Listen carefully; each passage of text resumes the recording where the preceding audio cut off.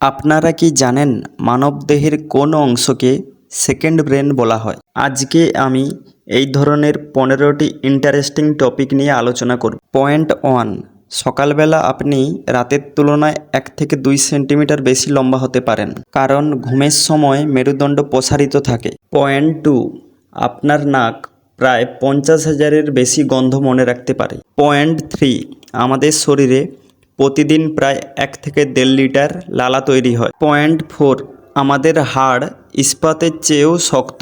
Point 5, হৃৎপিণ্ড নিজে থেকেই বিদ্যুৎ তৈরি করতে পারে।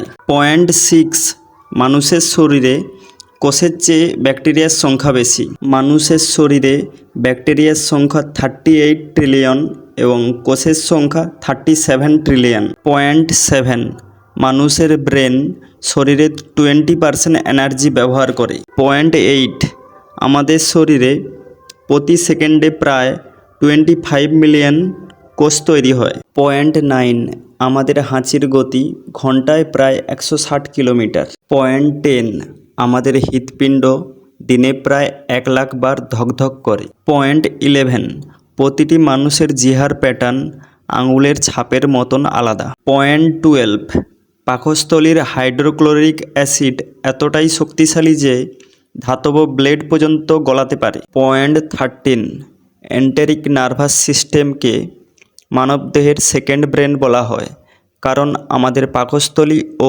অন্ত্রে প্রায় 10 কোটি নিউরন থাকে। পয়েন্ট 14, নার্ভ ইম্পালস অর্থাৎ স্নায়ুর গতি ঘন্টায় প্রায় 400 কিলোমিটার।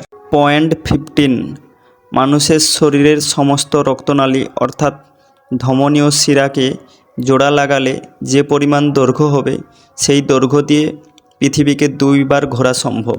আপনারা কমেন্ট করে জানান মানুষের চোখ কত মেগাপিক্সেল। ভিডিওটি ভালো লাগলে লাইক করুন এবং চ্যানেলটিকে সাবস্ক্রাইব করে আমাদের পাশে থাকুন।